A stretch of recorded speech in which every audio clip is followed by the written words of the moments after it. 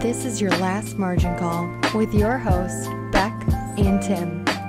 All right, we're finishing up week 2 of our fall ER series, and what a week this was, to be honest with you, because it went all over the place and not what we were expecting, but a lot of just personal error that we did. We went into this kind of looking for a few home run hits, and unfortunately those home runs didn't pan out that well. And if we kind of just stuck with the strategies that we originally preach and teach and do all these other things in terms of selling premium into ERs, things would have went a lot differently. So in terms of accuracy, this accuracy was just blown out of the water in a bad way. Okay, so we shot about 26%, 4 out of, I believe, 15 plays that we suggested. The problem is that when we do tracking, and we don't want to make sure that we're cherry picking, and say if you just exited on a Thursday instead of letting this go all there, you would be up $1 million.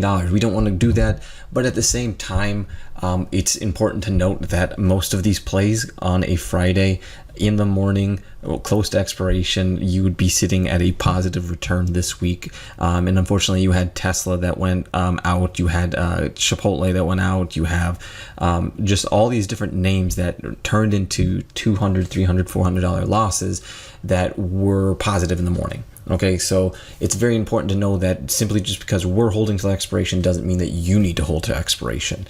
Okay. This just allows us that we can't have any pushback, and we don't want to hear people laugh and do all these other things. So anyways, let's get into this.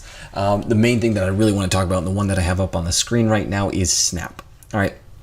This was a big one. Okay, so nobody saw this. All right, no one saw this coming. No one expected this complete of a blowout. This thing was trading at $28 before. All right, and these white lines that I have on here, this was the implied options move that was expected by makers out there, saying, all right, this is what we're going to do within this week. Even if it blows everything out of the water, the top end of this is going to be 31. The bottom end is going to be about 25. It had a $3 plus minus on that, and as you can say, it said, screw that. And look, I mean, you're sitting at an RSI of 92. I know a lot of people don't like that, but it's just strength. This thing has so much freaking strength.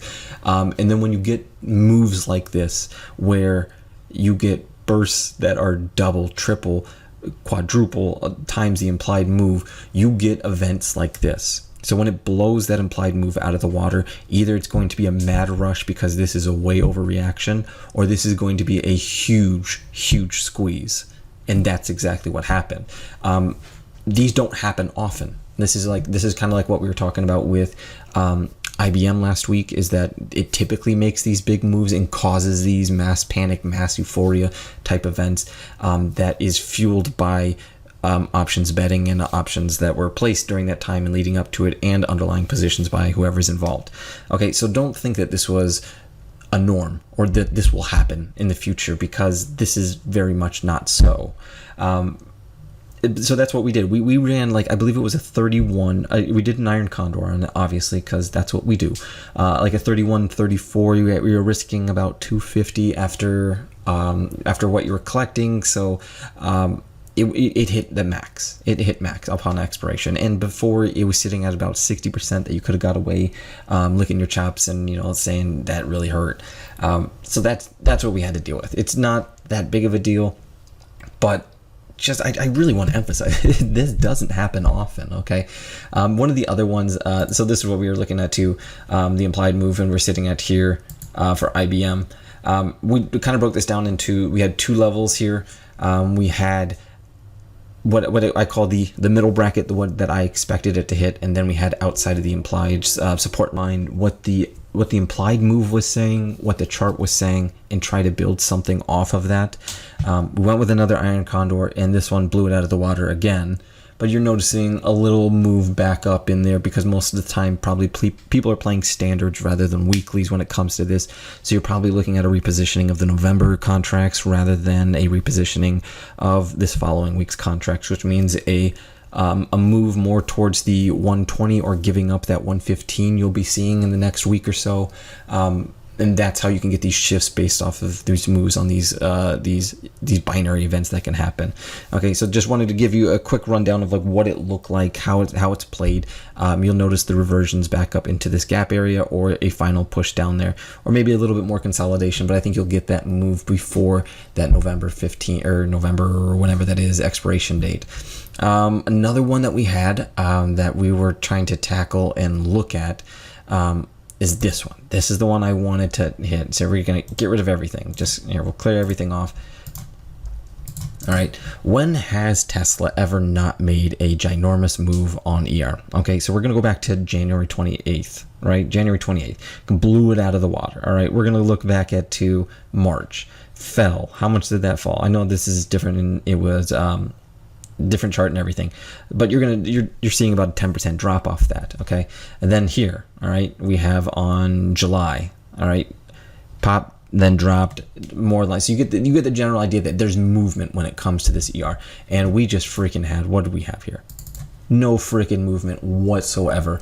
So this is when we tried to play a buy to open iron condor for anybody at debit, where we pay and we think that there's going to be a ton of movement and we don't know which direction it's going to pick. So we said, all right, we're going to say that it's going to move beyond 420 and then down, or we're going to say it's going to move beyond 440 and there. So let's get rid of that again and show you what that would look like when we're setting this up and we're thinking, all right, what's this going to do? All right, so I know that's not close, but here. We said that Tesla on an ER was going to break outside of these two things. It did not. And that's where it backfired, because when it opened up this morning and it was down, it was perfect. 408, we were going to nail about 250 off of that if it actually hit. And then all of a sudden, because it ran right back into that, you got down 350, so about a $500 swing. So if we would have stuck with our original guns and probably, if we flip this play over, we're collecting 350 on this. All right. But who would think that it would stay within that range? Is not many people at all. Most people would probably be selling outside of the 460s. That's one that we were considering. And then probably using 400 as a base, just as a psychological, and collecting anything, whatever risk tolerance we wanted to do there. So that's where we fucked up there. That's where we messed up and we wanted to do better. One of the things that we did do better on, though, was Netflix. Okay. We did great. All right. We sold an iron condor on this. We got this super wide. We were pushing into the 600s, like 620, saying that there's no way it's going to push up that high. Obviously didn't. And then we said there's no way that it's going to test down below here on this 460 level. So 460, and then using maybe the 200-day as a bounce point to reach back up into that 460 area. It worked out great. We collected about 200 off of that. That was a big save. And then what was the other one? We had a nice play on PG. So this was the implied move. So it was expected to do something. All right, and we called its bluff and we said, nope, it's not going to move. I believe we ran an iron fly at 144. And we said there, all right, so iron flags, we're going to look like a pyramid. It almost at the peak, which would have been about 360, I believe, if it was, in terms of money and how much you would have made on that. So it kind of boils down to what you know about the underlying, the moves that it makes, and then either calling the bluff on the sucker's bet or trying to play to your own bias. And we played to our own bias too much this week, way too much.